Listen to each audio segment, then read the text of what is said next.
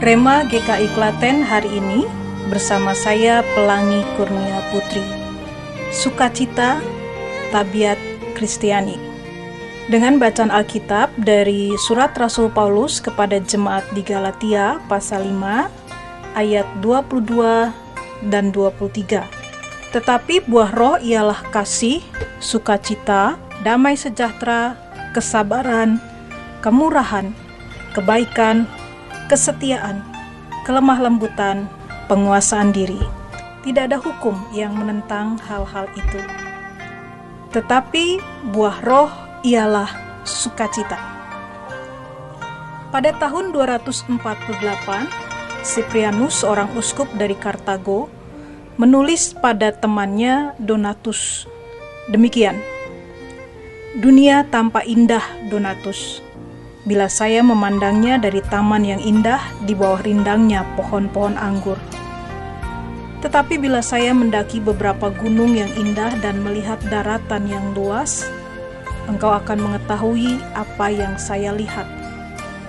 Perampok di jalanan, bajak pelaut di lautan, petarung di arena yang saling membunuh untuk mendapatkan tepuk tangan. Dan di bawah semua atap rumah aku melihat kesengsaraan dan keegoisan.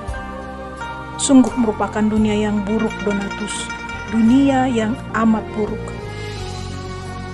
Tetapi di tengah dunia yang demikian aku menemukan sekelompok orang yang begitu tenang dan suci. Rupanya mereka telah menemukan sukacita yang lebih baik beribu-ribu kali lipat daripada kesenangan hidup yang penuh dengan dosa. Mereka dibenci dan dianiaya, tetapi mereka tidak goyah. Orang-orang ini adalah orang-orang Kristen, Donatus, dan aku adalah salah satunya." Saudara-saudara yang dikasihi oleh Tuhan Yesus Kristus, dalam kehidupan kita sekarang ini, saya percaya tidak sedikit di antara kita juga yang setuju dengan apa yang dituliskan oleh Cyprianus dalam suratnya kepada Donatus, sahabatnya. Di satu sisi, kita dapat melihat keindahan yang memukau dan memuaskan indera lihat kita melalui perjalanan yang kita lakukan. Namun, ketika kita kembali dari perjalanan itu, bahkan mungkin dalam perjalanan itu, kita juga banyak menjumpai hal-hal yang menakutkan, mengerikan, sebagaimana yang dilihat oleh Cyprianus. Dan apa yang kita jumpai dalam hidup sehari-hari, itulah yang membuat kita seringkali menjadi kehilangan sukacita. Kata sukacita muncul sebanyak 60 kali dalam Perjanjian Baru, sedang kata bersukacitalah sebanyak 72 kali. Itu artinya sukacita menjadi salah satu tema utama dalam Perjanjian Baru. Dan itu dibuktikan salah satunya dengan kisah Elizabeth yang mendapat kunjungan dari Maria, atau melalui kisah para malaikat yang memberitakan kabar sukacita yang turun dari surga. Dalam bacaan kita hari ini, dalam suratnya kepada jemaat-jemaat di Galatia, Rasul Paulus mengingatkan mereka akan tabiat dan karakter spesifik yang seharusnya tetap ada dalam hidup kekristenan mereka di tengah-tengah situasi dan tekanan yang mereka hadapi sebagai hasil yang alami dari kasih karunia dan buah roh yang Allah berikan di dalam hati mereka. Dan salah satu tabiat yang spesifik itu adalah sukacita. Tetapi buah roh ialah sukacita. Sayangnya, disadari atau tidak, seringkali kita justru tidak menghadirkan sukacita di dalam kehidupan bersama. Entah itu di tengah-tengah keluarga, di tengah-tengah persekutuan umat Tuhan, atau di tengah-tengah masyarakat. Hidup kita tidak menebarkan sukacita, melainkan duka cita, atau menjadi batu sandungan. Kita seringkali kehilangan sukacita oleh karena kita meletakkan sukacita kita kepada apa yang kita lihat dengan mata telanjang kita.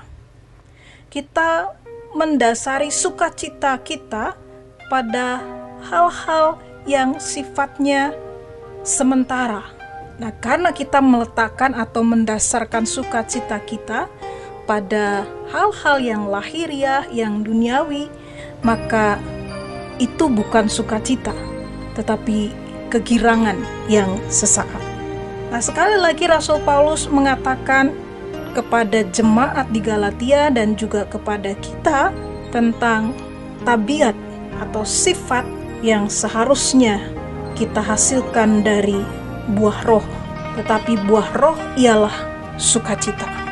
Karena sukacita merupakan kekuatan yang luar biasa yang Allah berikan kepada kita, agar kita dapat menjalani hari-hari dalam segala tantangan dan rintangannya dengan tetap bersukacita. Ibu Teresia berkata demikian, sukacita adalah doa, sukacita adalah kekuatan, sukacita adalah kasih, sukacita adalah jaring cinta yang olehnya kita dapat menjangkau jiwa. Relasi yang benar dengan Sang Pemberi Kasih Karunia menjadi penentu dari sukacita yang kita rasakan. Lalu bagaimana kita menghadirkan sukacita yang Allah berikan itu? Hal-hal semacam ini dapat menjadi sebuah langkah awal dalam menyatakan sukacita di tengah dan di dalam kehidupan. Misalnya melalui kata-kata yang menggembirakan yang dapat membuat orang-orang yang kita sayangi tertawa dengan girang.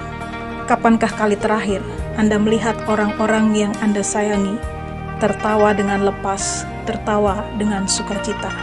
Kiranya hari ini sukacita yang Allah berikan kepada kita juga dapat kita tebarkan dengan penuh ketulusan dan kerelaan.